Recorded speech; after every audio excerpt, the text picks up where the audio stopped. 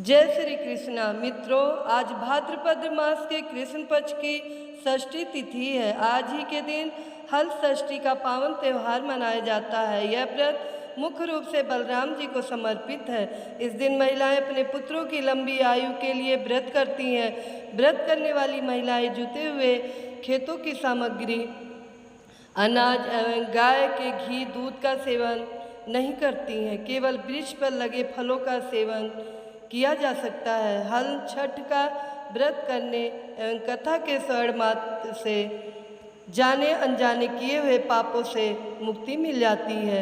हल छठ के दिन व्रती महिलाएं हल षष्ठी की कथाएं सुनती हैं। कम से कम 6 कथाएं अवश्य सुननी चाहिए, नहीं तो व्रत अपूर्ण माना जाता है। मित्रों, आपके लिए 6 कहानियों को इस वीडियो में लाई हूँ। इन्हें प्रसन्नचित्त होकर सुनिएगा। पहली कथा। प्राचीन काल में एक ग्वालिन थी। उसका प्रसव काल अत्यंत निकट था। एक ओर वह प्रसव से व्याकुल थी तो दूसरी ओर उसका मन गौ रस अर्थात दूध दही बेचने में लगा हुआ था। उसने सोचा कि यदि प्रसव हो गया तो दूध और दही यूं ही पड़ रह जाएगा। यह सोचकर उसने दूध दही के घड़े सिर पर रखे और बेचने के लिए चल दी, किंतु कुछ दूर पहुंचने पर उसे असहनीय प्रसव पीड़ा हुई। वह एक झरबेरी की ओट में चली गई और वहां एक बच्चे को जन्म दिया। वह बच्चे को वहीं छोड़कर पास के गांव में दूध दही बेचने चली गई। संयोग से उस दिन हल षष्ठी थी। गाय भैंस से मिश्रित दूध को केवल भैंस का दूध बताकर उसने सीधे साधे गांव वालों में बेच दिया। उधर जिस झरबेरी के नीचे उसने बच्चे को छोड़ा था, उसके समीप ही खेत में एक किसान हल जोत रहा था। अचानक उसके बैल भड़क उठे और हल का फल शरीर में घुसने से वह बालक मर गया। इस घटना से किसान बहुत दुखी हुआ, फिर भी उसने हिम्मत और धैर्य से काम लिया। उसने झरबेरी के कांटों से ही बच्चे के चीरे हुए पेट में टाके लगाए और उसे वहीं छोड़कर चला गया। कुछ देर बाद ग्वालिन दूध बेचकर वहां आ पहुंची। बच्चे की ऐसी दशा देखकर उसे समझते देर नहीं लगी कि यह सब उसके पाप की सजा है। वह सोचने लगी कि यदि मैंने झूठ बोलकर गाय का दूध न बेचा होता और गांव की स्त्रियों का धर्म भ्रष्ट न किया होता तो मेरे बच्चे की यह दशा न होती। अतः मुझे लौटकर सब बातें गांव वालों को बताकर प्रायश्चित करना चाहिए। ऐसा निश्चय कर वह उस गांव में पहुंची जहां उसने दूध दही बेचा था। वह गली गली घूमकर अपनी करतूत और उसके फलस्वरूप मिले दंड का बखान करने लगी। तब स्त्रियों ने स्वधर्म रक्षार्थ और उस पर रहम खाकर उसे क्षमा कर दिया और आशीर्वाद दिया। बहुत सी स्त्रियों द्वारा आशीर्वाद लेकर जब वह पुनः झरबेरी के नीचे पहुंची तो यह देखकर आश्चर्यचकित रह गई कि वहाँ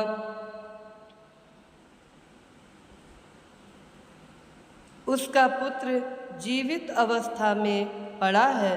तभी उसने स्वार्थ के लिए झूठ बोलने को ब्रह्म हत्या के समान समझा और कभी झूठ न बोलने का प्रण कर लिया। हल षष्ठी मैया की जय। अब हल षष्ठी की दूसरी कथा। मथुरा के राजा कंस अपनी बहन देवकी को विवाह उपरांत विदा करने जा रहे थे। तभी आकाशवाणी हुई कि देवकी का 8वां गर्भ तेरी मृत्यु का कारण बनेगा। यह जानकर कंस ने अपनी बहन और बहनोई को कारागार में डाल दिया और वासुदेव देवकी जी के 6 पुत्रों को एक एक कर कंस ने मार डाला।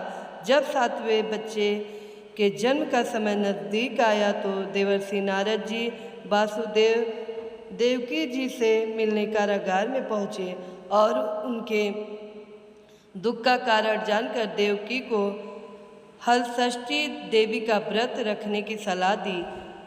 देवकी ने नारद जी से हल षष्ठी व्रत की महिमा और कथा पूछी। नारद जी ने पुरातन कथा कहना प्रारंभ किया। नारद जी कहते हैं, उज्जैन नगरी में 2 सौतन रहती थीं। एक का नाम रेवती और दूसरी का नाम मानवती था। रेवती को कोई संतान नहीं थी, जबकि मानवती के 2 पुत्र थे। रेवती अपने सौत के बच्चों को देखकर हमेशा जलती रहती थी और उनके पुत्रों को मारने का जतन ढूंढती रहती थी। एक दिन उन्होंने मानवती को बुलाकर कहा, बहन, आज तुम्हारे मायके से कुछ राहगीर मुझे मिले थे। उन्होंने बताया कि तुम्हारे पिताजी बहुत बीमार हैं और वह तुम्हें देखना चाहते हैं। पिता की बीमारी की बात को सुनकर मानवती बहुत दुखी हुई। रेवती कहने लगी, बहन, तुम शीघ्र अपने पिता से मिलने चली जाओ। जब तक तुम वापस नहीं आओगी तब तक मैं तुम्हारे बच्चों का ध्यान रखूंगी।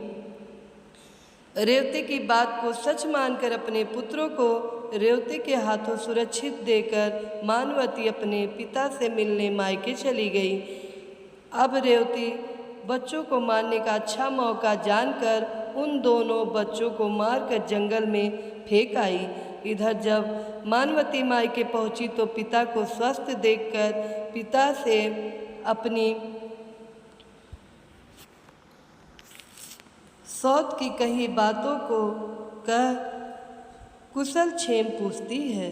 अब मानवती के माता पिता को कोई अनहोनी का संदेह होने लगता है और पुत्री से वापस ससुराल जाने के लिए कहते हैं, किंतु मानवती की माता कहती हैं कि पुत्री, आज हलषष्ठी माता के व्रत का दिन है, अतः तुम भी पुत्रों की दीर्घायु की कामना से यह व्रत करके आज ही जगह कल चली जाना। माता की सलाह मानकर मानवती पुत्रों की स्वास्थ्य कामना से हलषष्ठी माता का व्रत धारण कर दूसरे दिन अपने घर जाने को निकल पड़ती है। रास्ते में वही जंगल पड़ा जहाँ रेवती ने मानवती के दोनों बच्चों को मारकर फेंक दिया था। वहाँ अपने बच्चों को खेलते देख मानवती उनसे पूछती है कि तुम लोग यहाँ कैसे पहुँचे। तब पुत्रों ने बताया कि आपके चले जाने पर हमारी दूसरी माता रेवती ने हमें मारकर यहाँ फेंक दिया था, तभी एक दूसरी स्त्री ने हमें फिर से जिंदा कर दिया। अब मानवती को समझते देर न लगी कि यह सब माता हलषष्ठी की कृपा से संभव हुआ है और माता की जयकार करती हुई घर को गई। नगर में मानवती के पुत्रों को पुनः जीवित देख और माता हलषष्ठी की महिमा जानकर सभी स्त्रियां हलषष्ठी का व्रत करने लगीं। प्रेम से बोलिए हलषष्ठी मैया की जय। अब हलषष्ठी माता की तीसरी कथा। चंद्रव्रत नाम का एक राजा था, जिनका एक ही पुत्र था। राजा ने राहगीरों के लिए एक तालाब खुदवाया, किंतु उसमें जल नहीं रहा, अर्थात तालाब का सारा जल सूख गया। राहगीर जब रास्ते से गुजरते तो सूखे तालाब को देखकर राजा को गालियाँ देते थे। इस खबर को सुनकर राजा बहुत दुखी हुआ कि मैंने तालाब खुदवाया, परंतु मेरा धन और धर्म दोनों ही व्यर्थ हो गए। उसी रोज रात में राजा को स्वप्न में वरुण देव ने दर्शन देकर कहा कि यदि तुम अपने पुत्र की बलि तालाब में दोगे तो तालाब में पुनः जल भर जाएगा। सुबह राजा ने स्वप्न की बात दरबार में सुनाई और कहा कि मेरा धन भले ही व्यर्थ हो जाए, परंतु मैं अपने पुत्र की बलि नहीं दूंगा। यह बात एक दिन राजकुमार तक पहुंची तो वह सोचने लगा कि यदि मेरी बलि से तालाब में पानी आ जाए तो लोगों का भला होगा। यह सोचकर राजकुमार अपनी बलि देने के लिए तालाब में बैठ गया।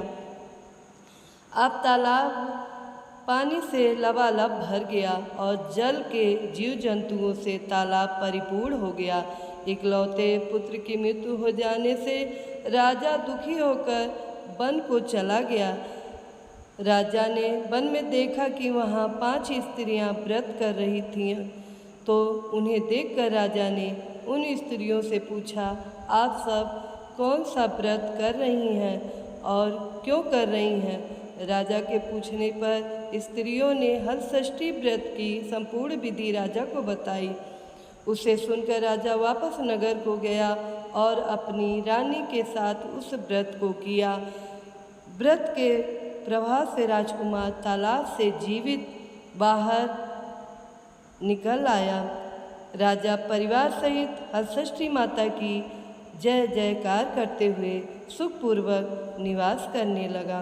प्रेम से बोलिए हलषष्ठी मैया की जय। अब हलषष्ठी की चौथी कथा।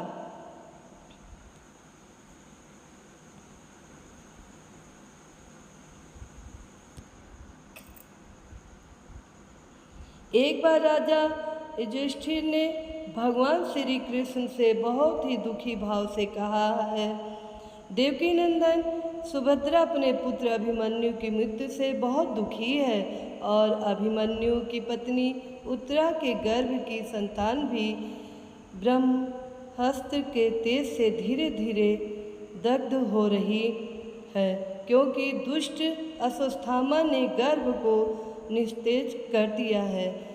द्रौपदी भी अपने 5 पुत्रों के मारे जाने से अत्यंत दुखी है।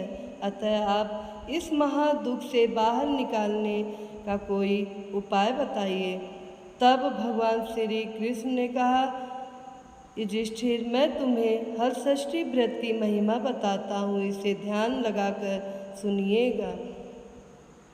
यह व्रत भाद्रपद के कृष्ण पक्ष की षष्ठी पर भगवान शिव, देवी पार्वती, भगवान गणेश और स्वामी कार्तिकेय की विधि विधान से पूजन करने से पुत्र पौत्र की अल्प आयु और दुख से मुक्ति प्रदान करता है। भगवान श्री कृष्ण जी ने राजा युधिष्ठिर को इस व्रत की कथा सुनाई। श्री कृष्ण जी कहते हैं, पूर्व काल में सुभद्र नाम का राजा था, जिनकी रानी का नाम सुवर्णा था। राजा रानी को एक हस्ती नामक पुत्र था। एक बार राजकुमार हस्ती धाय माँ के साथ गंगा स्नान करने गया। बाल स्वभाववश हस्ती जल में खेलने लगा, तभी एक मगरमच्छ ने उसे अंदर खींच लिया। इसकी सूचना धाय माँ ने जाकर रानी सुवर्णा को सुनाया। इस पर रानी ने क्रोध में आकर धाय माँ के पुत्र को धधकती हुई आग में डाल दिया। पुत्र शोक से व्याकुल धाय माँ निर्जन वन में चली गई और वन में एक सुनसान मंदिर के पास रहने लगी। वन में सूखा महुआ आदि जो भी मिलता, धाय माँ उसे खाती और मंदिर में विराजित भगवान शिव, देवी पार्वती, भगवान गणेश और स्वामी कार्तिकेय का पूजन कर दिन बिताने लगी। इधर नगर में एक अद्भुत घटना घटी। धाय माँ का पुत्र आग की भट्टी से जीवित निकल आया और खेलने लगा। यह खबर पूरे नगर में फैलते हुए राजा और रानी के पास तक पहुँची, तो उन्होंने इस घटना के विषय में पुरोहितों से पूछा। तभी सौभाग्य से वहाँ दुर्वासा ऋषि पहुँचे। राजा रानी ने ऋषि का पूजन कर धाय माँ के पुत्र के जीवित होने का कारण पूछा, तो दुर्वासा ऋषि ने कहा, हे राजन, आपके डर से धाय माँ जंगल में एकांत में व्रत करती थी। यह सब इस व्रत का प्रभाव है। अब राजा रानी सभी नगरवासियों के साथ दुर्वासा जी की अगुवाई में उस जंगल में धाय माँ के पास पहुँचे और व्रत के विषय में अधिक जानकारी ली। तब धाय माँ ने कहा, महाराज, मैं पुत्र शोक से दुखी होकर यहाँ रहने लगी और यहाँ व्रत ग्रहण कर भगवान शिव, पार्वती, गणेश जी और स्वामी कार्तिकेय का पूजन कर सूखा महुआ आदि खाकर जीवित रहती थी। कल रात को मुझे स्वप्न में भगवान शिव जी के दर्शन हुए थे और उन्होंने कहा कि तुम्हारा पुत्र जीवित हो जाएगा। अब रानी ने धाय माँ से हलषष्ठी व्रत की पूजा विधि को पूछा, तो दुर्वासा जी ने हल छठ व्रत की संपूर्ण पूजा विधि बताया। राजा रानी ने हल छठ व्रत की महिमा जानकर व्रत किया। व्रत के प्रभाव से राजपुत्र हस्ती मगरमच्छ के चंगुल से छूटकर खेलते हुए नगर में वापस आ गया। अपने पुत्र को पाकर राजा रानी बहुत प्रसन्न हुए और धाय माँ को भी अपने पुत्र के साथ पुनः खुशी से निवास करने लगी। वहीं बालक हस्ती आगे चलकर परम प्रतापी हुआ और अपने नाम से हस्तिनापुर को बसाया। इस प्रकार भगवान श्री कृष्ण ने युधिष्ठिर से हल छठ व्रत की महिमा का ज्ञान देते हुए कहा कि हल छठ व्रत कथा को नारद जी से सुनकर मेरी माता देवकी ने इस व्रत को सबसे पहले किया था, जिसके प्रभाव से उनकी आने वाली संतान की रक्षा हुई। अब भगवान श्री कृष्ण से सुनकर युधिष्ठिर ने इस व्रत को उत्तरा द्वारा करवाया। व्रत के प्रभाव से उत्तरा का अश्वत्थामा द्वारा नष्ट हुआ गर्भ पुनः जीवित हो गया तथा प्रसव के पश्चात बालक का जन्म हुआ, जो कालांतर में राजा परीक्षित के नाम से प्रसिद्ध हुआ। बोलिए हलषष्ठी मैया की जय। हलषष्ठी माता की पांचवी कथा। एक नगर में दो स्त्रियां रहती थीं। दोनों एक ही परिवार की थीं और रिश्ते में देवरानी जेठानी लगती थीं। देवरानी का नाम सलोनी था, जो बड़ी ही नेक, सदाचारिणी तथा दयालु थी। जेठानी का नाम तारा था, वह स्वभाव से बड़ी ही दुष्ट थी।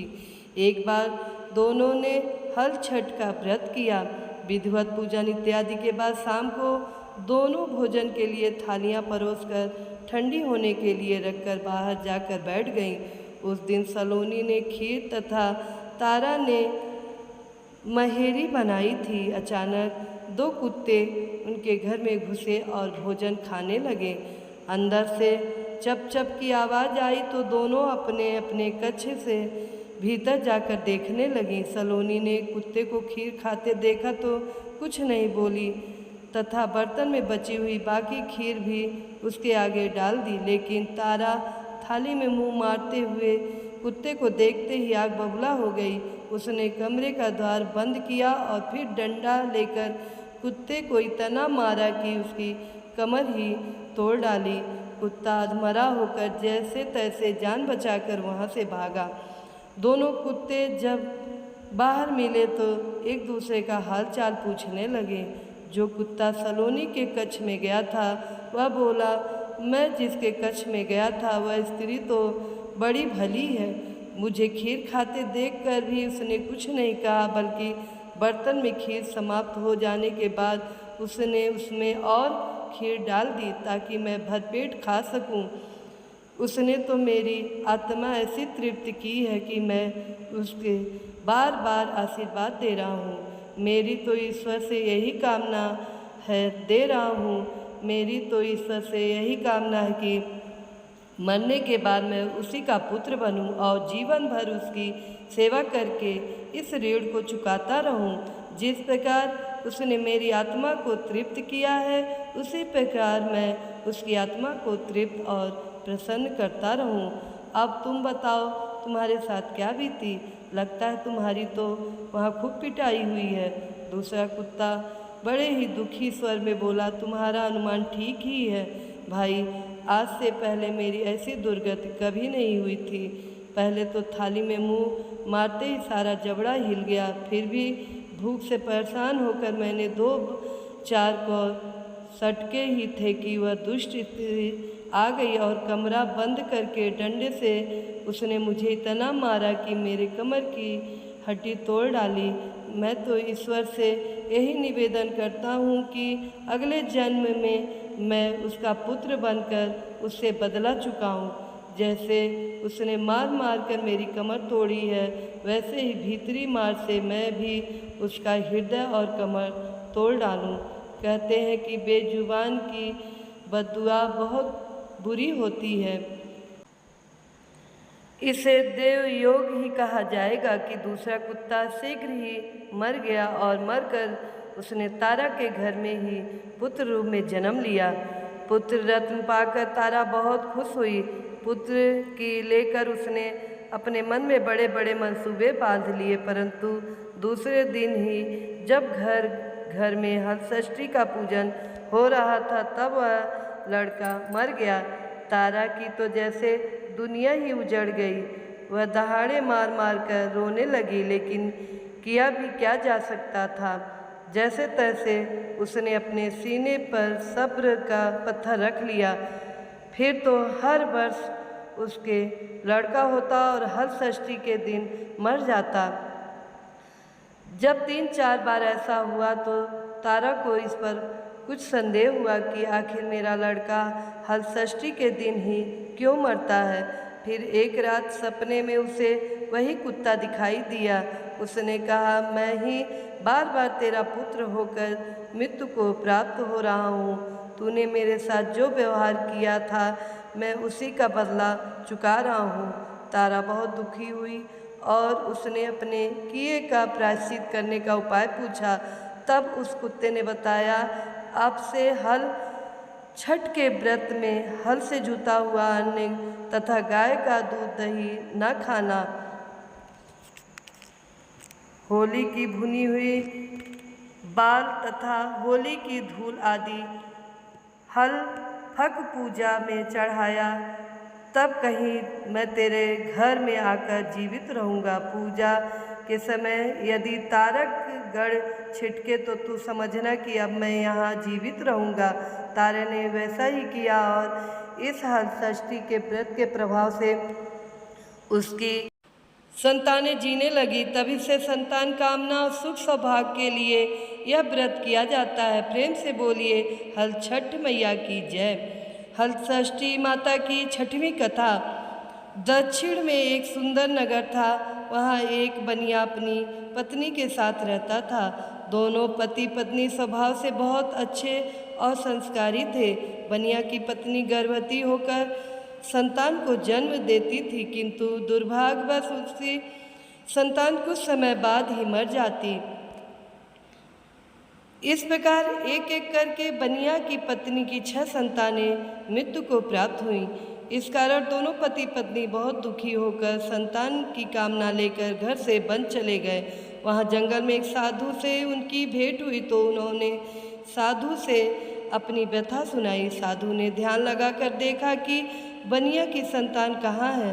साधु ध्यान में यम, कुबेर, वरुण, इंद्र आदि लोगों में ढूंढा, किंतु जब बनिया के बच्चे नहीं मिले तो साधु ब्रह्मलोक गए। वहाँ साधु ने बनिया के सारे संतानों को देखकर उन्हें अपने माता पिता के पास लौटने का आग्रह किया। बच्चों ने वापस लौटने से मना करते हुए कहा कि मुनिवर, इससे पूर्व हम कई बार जन्म ले चुके हैं। हम किस माता पिता को याद रखकर उनके पास जाएं? हम जन्म, मृत्यु और गर्भ के चक्कर से अब मुक्त हो गए हैं, अतः अब हम नहीं जाना चाहते। तब साधु ने उन्हीं बच्चों से बनिया को दीर्घ जीवी संतान के प्रताप का उपाय पूछा। उन आत्माओं ने कहा कि यदि बनिया और उनकी पत्नी माता हलषष्ठी का व्रत रखकर पूजन और कथा श्रवण करें और अपने पुत्र को व्रत के उपरांत जल से भीगे कपड़े से लपेटें तो उनका वह बालक दीर्घजीवी होगा। उन आत्माओं से इस प्रकार सुनकर साधु ध्यान से वापस आकर बनिया से हलषष्ठी व्रत कथा नियम आदि को बताए। साधु से यह विधि विधान सुनकर दोनों पति पत्नी घर वापस गए। समय उपरांत जब हलषष्ठी व्रत का दिन आया तो उन्होंने व्रत रखा और संतान प्राप्ति का वरदान मांगा। माता हलषष्ठी की कृपा से अब बनिया की पत्नी गर्भवती हुई और एक सुंदर संतान को जन्म दिया। अगले व्रत पर उन्होंने साधु के बताए अनुसार अपने पुत्र को जल से भीगे कपड़े से लपेटा और माता हलषष्ठी की कृपा से अब उनकी संतान दीर्घायु को प्राप्त हुई। बनिया का परिवार प्रसन्नतापूर्वक जीवन यापन करने लगा। बोलिए प्रेम से हलषष्ठी मैया की जय। मित्रों, आप सबको यह कहानी पसंद आई हो तो लाइक कीजिएगा, कमेंट कीजिएगा, ज़्यादा से ज़्यादा शेयर कीजिएगा और हमारे चैनल को सब्सक्राइब कीजिएगा। हलषष्ठी मैया की जय।